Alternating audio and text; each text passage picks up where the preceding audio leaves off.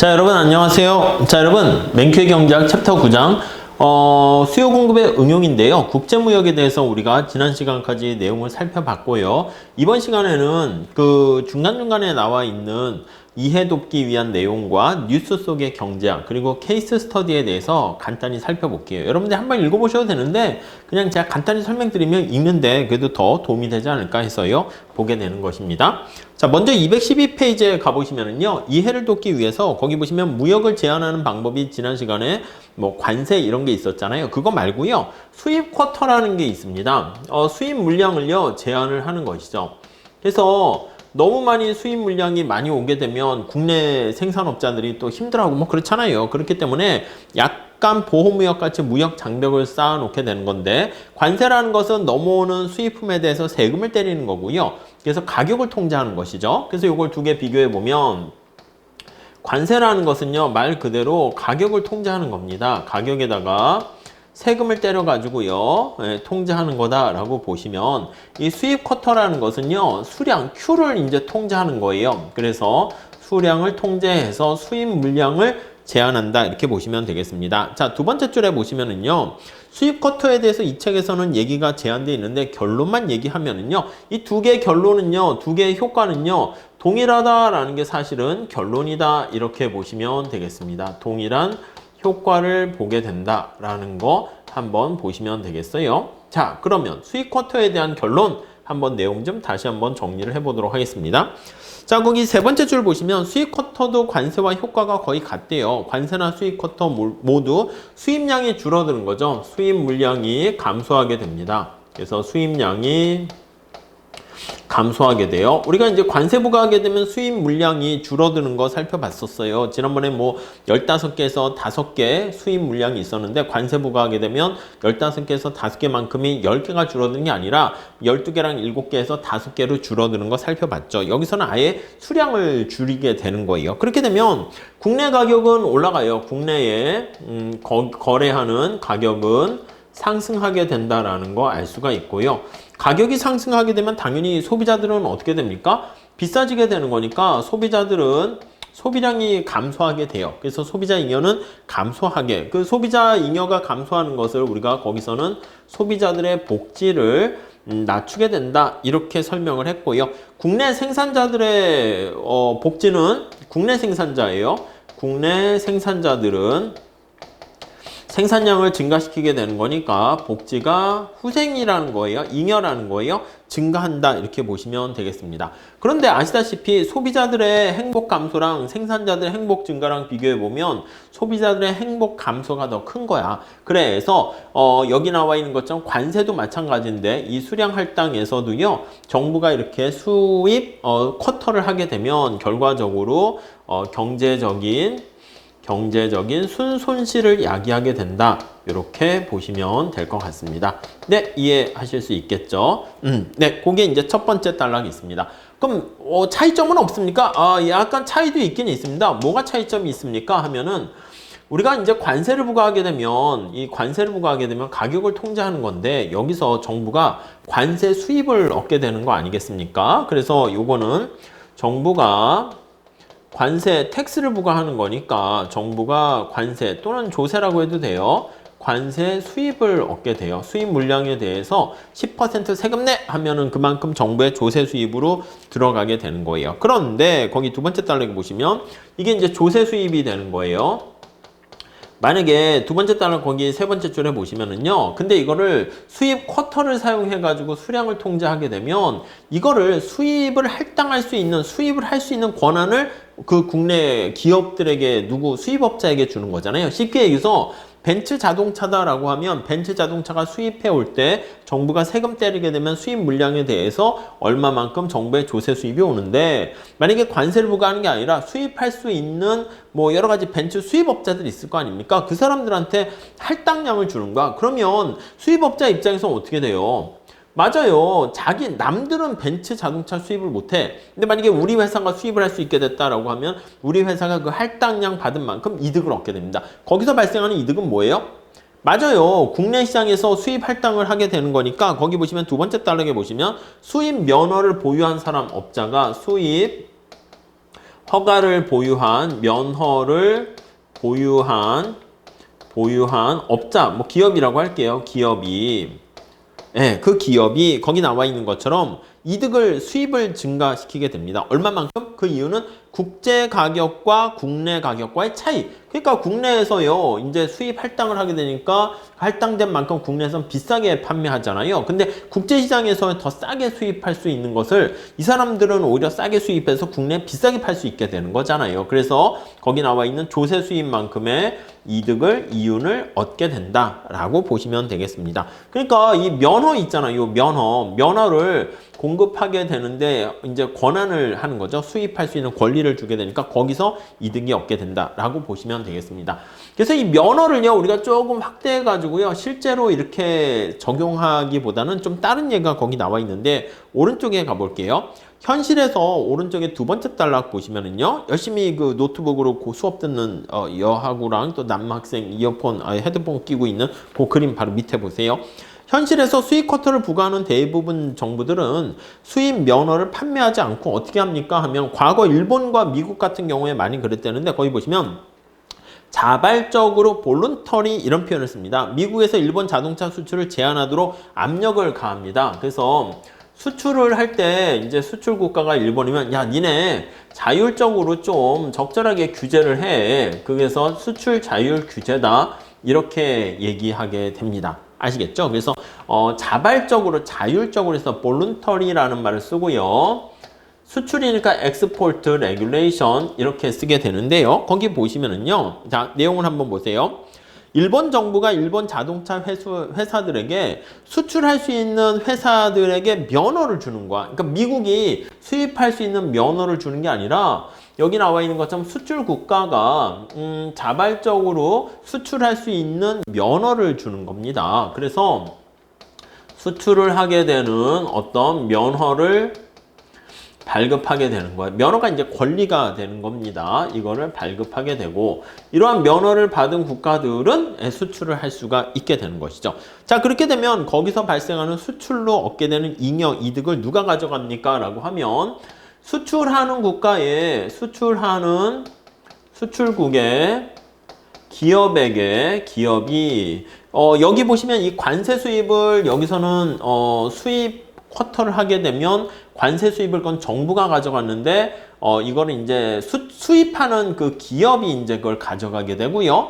만약에 수출 자율 규제를 하게 되면 수출국의 기업이 여기 나와 있는 잉여를 획득하게 된다라고 보시면 되겠습니다. 결국 무슨 말씀이냐면 거기에도 나와 있는데 밑에서 5번째, 아예 관세를 부과하게 되면 정부가 관세 수입, 조세 수입이라도 얻는데, 이렇게 수출 자율 규제를 하게 되면 그 관세 수입, 조세 수입을 수출국의 기업이 가져가게 된다라는. 그래서 미국 정부의 재정 수입, 조세로 인한 재정 수입을 얻을 수 없다, 이렇게 보시면 되겠습니다. 아셨죠? 그 정도 봐주시면 될 것 같고요. 자, 다음 페이지에 가보시면요.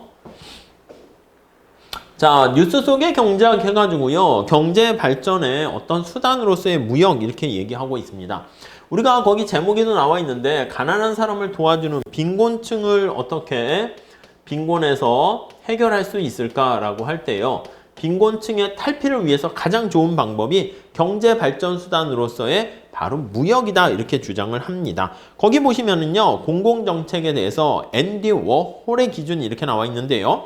보통 첫 번째 줄에 나와 있듯이 진보 경제학자들이나 진보 사람들이 존경하는 사람이 누굽니까 하면 존 F 케네디를 예를 많이 들고요. 그리고 보수 경제학자들이나 보수 사람들이 이제 존경하는 사람 들어라 대통령 하면은 로널드 레이건 대통령, 약간 신자유주의해서 보수파의 이제 대표적인 대통령이죠. 그렇게 언급하는데, 이 저자분은요, 개인적으로 이렇게 너무 유명한 이런 사람보다 그냥 평범한 것들을 좋아한다라는 유명한 말을 남긴 앤디 워홀을 이렇게 좋아한다, 이렇게 얘기합니다. 우리 뇌가요, 뭔가 팍 튀는 거를 좋아하는데 평범한 거에 대해서 우리가 이게 관심이 잘 가지 않는다라는 얘기를 하게 되면서 뇌 구조가 그렇대요. 그래서 인지 편향적인 그런 성격을 가지고 있다라고 주장을 하게 되면서, 이 사람은 평범한 거를 이제 평범한 것을 좋아한다 이렇게 주장하면서 앤디 워홀 얘기를 하면서 얘기를 하고 있습니다. 자, 거기 보시면요, 아니 도대체 뭔 얘기하는 거야? 예, 맞습니다. 거기 세 번째 컬럼 보시면은요, 워홀의 아이디어를 받아가지고요, 이 사람이 뭘 주장하냐면, 자, 거기 한번 보세요. 두 번째 단락에 이렇게 빈곤을 해결하는 정책이 뭐가 있을까라고 하면은요, 거기 한번 보시면 열대 지방의 빈곤 정책에도 이제 도움이 되는 거예요. 열대 지방의 질병을 극복하기 위해서 예를 들어서 열대 지방에 어떤 여러 가지 말라리아라든가 이런 질병이 있을 거 아니겠습니까? 그래서 이거를 극복하는 방법이 뭐가 있냐라고 하면요, 거기 보시면 값비싼 어떤 방법 이런 것도 있겠지만, 아야 다 필요 없어, 모기장이면 돼, 이렇게요. 어떻게 보면 너무 평범해가지고 이거에 대해서 신경을 안 쓰는 건데, 가장 중요한, 그래서 질병을 막는 아주 어떻게 보면 중요한 수단입니다. 모기장 충분하지 않아? 아이, 별로 부족한가 봐요. 자, 그 다음에 215페이지에도 나와 있는데요. 빈곤층 학생들에게 첫 번째 줄에 보시면 팬시한 첨단 어떤 스마트폰, 핸드폰 이걸 주는 게 바로 빈곤층을 탈피하는 게 아니라 뭐다? 그래요. 학교 다니게 하는 거야, 학교 교육. 학교에 잘 못 다니게 되는데 학교 다니게 하기, 이게 어떻게 보면 간단한 겁니다.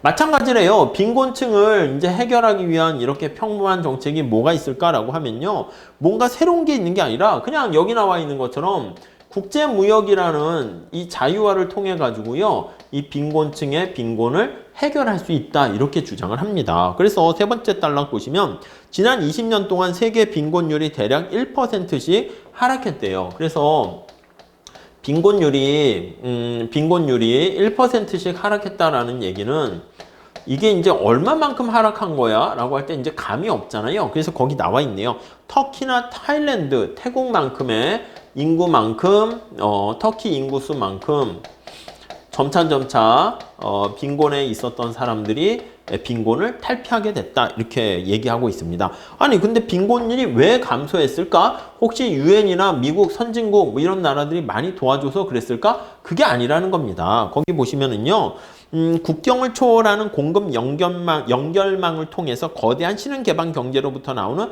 고속 성장의 낙수 효과다 이렇게 나와 있네요. 그래서 이게 바로 뭐냐면 후진국도 자유무역을 했기 때문에 그렇게 됐다. 자유무역 개방을 통해서 얻게 되는 낙수 효과다 이렇게 주장을 하고 있네요. 예, 그래서 그렇게 보시면 되겠고, 가운데 컬럼 한번 보세요.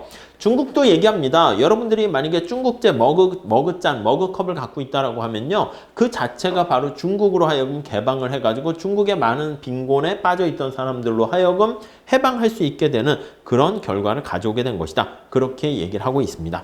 또 오히려 야 이거 거기 나와 있는 것처럼 보호무역 하게 되니까 결국은 기득권을 더 옹호하는 그런 체제가 되는 것이고, 또 오히려 무역하면은 오히려 그 소득 격차가 더 벌어진 거 아니야? 많은 사람들이 또 그렇게 우려하고 있는데 그것도 중요하긴 하지만 아니다. 이분은 그렇게 주장을 하고 있네요. 아셨죠? 한번 읽어보시면 될 것 같고요. 그래서 거기 끝에 보면은 여러 가지 무역과 관련해서 이런 것들이 긍정적인 세계에서 바람직한 여러 가지 민주주의라든가 안보라든 그런 미국의 가치 이런 것들도 뭐 전 세계에 전파할 수 있게 됐다. 이렇게까지 나가고 있네요. 아무튼 정리를 해보면 빈곤층의 빈곤, 가난을 해결하는 가장 좋은 방법 중에 하나가 역설적으로 자유무역이다. 이렇게 얘기를 하고 있습니다. 자, 그 다음에 자, 우리가 무역을 하게 되면요, 어떤 승자가 있고 패자가 있다라고 얘기했습니다. 그래서 무역을 하게 되면 그로 인해 가지고요, 승자가 발생하게 되고요, 그 다음에 패자가 이렇게 생기게 됩니다. 물론 국가 전체적으로 봤을 때 승자의 이득이 패자의 피해보다 훨씬 더 크기 때문에 우리가 이제 무역을 하는 게 더 낫다 이런 식으로 얘기를 했었습니다. 자, 근데 이 패자들은요, 너무 슬픔을 안고 있기 때문에 이 승자들이 패자들에게 뭔가 보상을 해주면 좋지 않을까 이렇게 생각을 하고 있습니다. 근데 이 저자분은요, 자유무역의 승자들이 패자에게 과연 보상을 해야 될까? 이렇게 얘기하는데, 거기 첫 번째 사람 위에 보시면 정치인들과 여러 가지 논객들은요, 뭐라 그러냐면, 정부가 자유무역을 했잖아. 이 자유무역을 통해 가지고요, 자유무역을 통해 가지고 발생하게 되는 승자와 패자 사이에 이 적절한 보상을 반드시 해야 한다 이렇게 주장하는데, 이 밑에 나와 있는 로체스터 대학의 이 교수님은 아니다, 보상할 필요가 없다 이렇게 주장을 하기도 합니다. 도대체 야 이거 좀 너무한 거 아니냐 할 수 있는데 한 번쯤은 귀담아 들어볼 필요도 있을 것 같습니다. 자, 첫 번째 줄에 한번 보세요.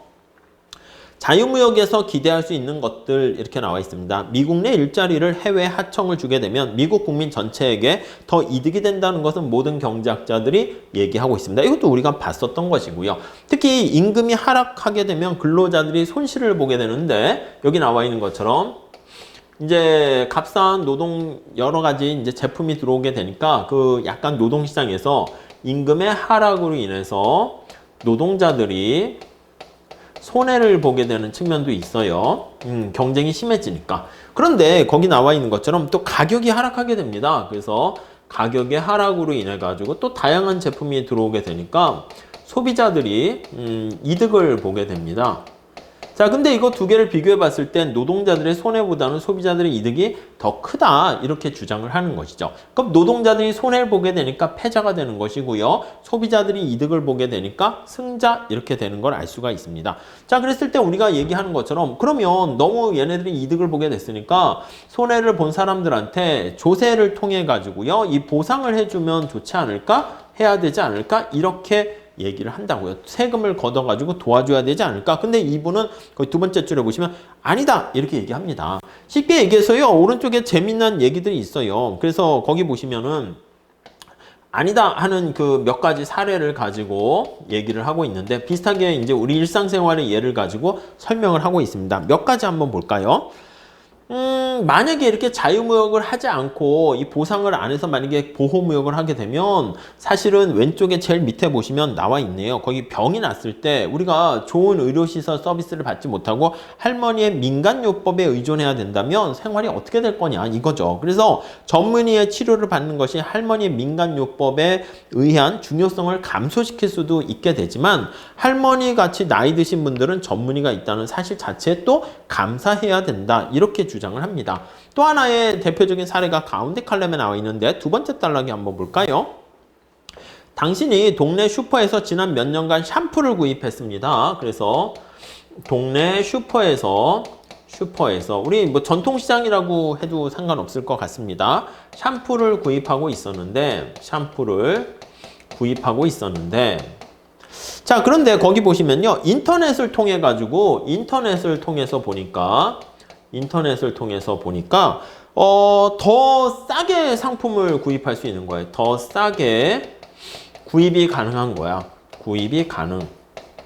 자, 그러니까 당연히 소비자들은 어떻게 됩니까? 그럼 소비자들은 뭐야, 동네에서 뭐 아니면 더 이제 어떤 뭐라고 할까? 퀄리티는 똑같다고 할게요. 그럼 퀄리티는 똑같지만 비싸게 살래? 너 인터넷에서 싸게 살래? 하면 당연히 소비자들은요, 인터넷에서 싸게 사는 것을 구입한다고. 그러면 싸게 구입해서 인터넷이라는 아니면 대형 마트 이런 것들이 들어오게 되면 동네 슈퍼는 힘들어지지 않겠습니까? 야, 그러면 이거 보상해야 돼? 이런 문제 봉착할 수 있어요. 그러니까 우리가 마음의 측은지심에 따랐을 때는 이거 안 됐네 라고 해가지고 보상해 줄 수 있지만, 냉철한 측면에서 봤을 때는 아니 그게 뭐 보상을 왜 해야 돼? 이분은 그렇게 얘기하는 것이죠. 그래서 거기 보시면 월세 아파트 가지고도 얘기합니다. 이게 사례 1 이렇게 나와 있고요. 사례 2는 내가 이제 월세 아파트를 이제 살고 있었어요. 어느 집에서. 근데 비싸게 살고 있었어. 근데 바로 옆집에 보니까 훨씬 더 낮은 월세가 있는 아파트가 있었어요. 그래서 더 싼 아파트로 더 싸게 이사를 가게 됐습니다.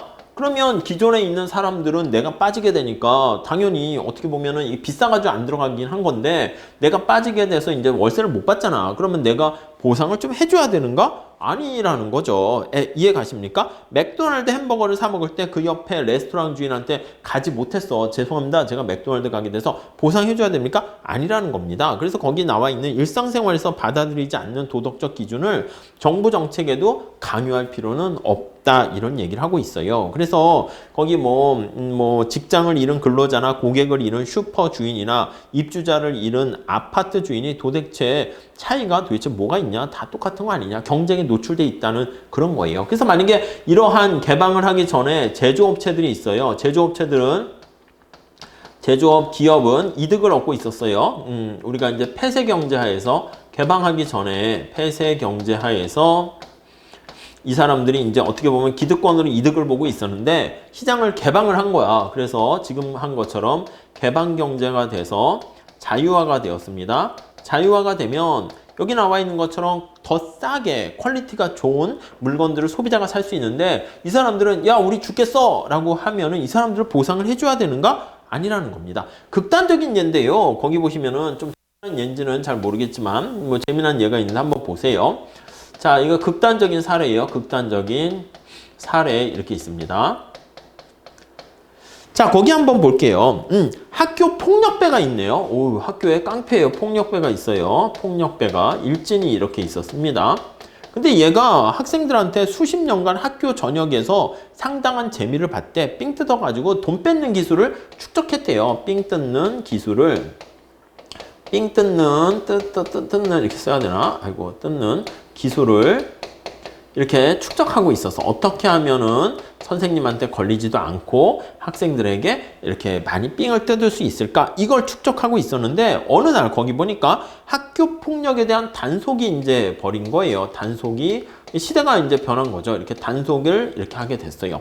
그러니까 단속을 하게 되는 거니까 강화해서요. 단속 강화로 자 이렇게 삥 뜯는 애들은 이제 안 됩니다. 이렇게 한 거야. 그러니까 얘네들은 뭐야? 야 우리 삥 뜯을 수 있게 되었는데 이제 그거 뜯지 못하게 됐네. 더 나가서 우리가 그동안 기술과 노하우를 축적했는데 이거 할 수 없게 됐네. 야 그럼 얘네들 삥 뜯지 못하니까 이제 단속 강화로 인해서 얘네들 받는 피해를 보상해 줘야 되는가? 그게 아니라는 겁니다. 그러니까 약간 다르지 않습니까? 다르게 볼 수 있어. 근데 폐쇄 경제에서 제조업자들이 경쟁에 놓여 있지 않기 때문에 소비자한테 비싼 가격으로 삥을 뜯었다는 겁니다. 동네 슈퍼에서 딴 데 더 싸게 살 수 있는데 사람들이 소비자들이 정보를 모르거나 구입할 수 있는 방법이 없었거나 그래가지고 진입 장벽이 있었던 거죠. 그래서 소비자들에게 비싼 가격에 샴푸를 막 구입하고 있었던 거야. 근데 소비자들이 여러 가지 대안의 방법이 생겼는데 이 삥 뜯지 못하게 한 거예요. 그러니까 소비자들에게 경쟁에 놓여가지고 비싸게 샴푸를 구입할 수 있도록 비싸게 판매하는 것을 할 수가 없게 된 겁니다. 제조업체들이 경쟁에서 이제 놓이게 되는 거니까 그 독점적인 지위 비슷하게 이득을 취해서 소비자들한테 비싸게 파는 것을 이제 할 수 없게 된 거예요. 그렇게 됐다고 해서 이 사람들이 피해봤다고 해서 우리가 보상을 해줘야 되는가? 아니라는 겁니다. 좀 극단적인 사례지만 거기 마지막 단락에 보시면 학교 폭력과 무역 장벽 사이에는 공통점이 있습니다. 그래서 직접적인 물리력을 행사하거나 공권력을 행사한다는 점에서 강제력을 사용하게 되는 거예요. 그렇게 하게 되는 것인데 두 가지 모두 비자발적으로 나의 비용으로 다른 사람에게 이득을 주게 되는 것이고 멕시코에서 5달러에 살 수 있는 물건을 미국인에게 20달러를 지불하고 구입한다? 이게 바로 뭐냐? 돈 뜯는 거랑 똑같다 이런 뜻입니다. 그러니까 우리가 자유무역을 통해서 소비자들 입장에서 훨씬 더 싸고 저렴한 물건을 많이 살 수 있는 기회가 있었는데 그걸 막았다? 이게 바로 삥 뜯는 거랑 똑같다 이런 얘기죠. 그러니까 극단적으로 야 니네 자유무역을 통해 가지고 패자가 됐으니까 보상을 해달라? 그걸 왜 보상하냐? 이분은 또 이렇게 얘기를 해주네요. 어떻게 보면 논리적으로 맞는 거 보이기도 하고요. 어떻게 보면 좀 너무 또 극단적인 예가 아닌가 하는 생각이 들 수 있는데 아무튼 이런 주장을 하는 분들도 있으니까 머릿속에 한번 체크해 두시면 좋을 것 같습니다. 자 이렇게 해가지고요. 챕터 9장에 대한 내용을 마무리 짓도록 하겠습니다. 감사합니다.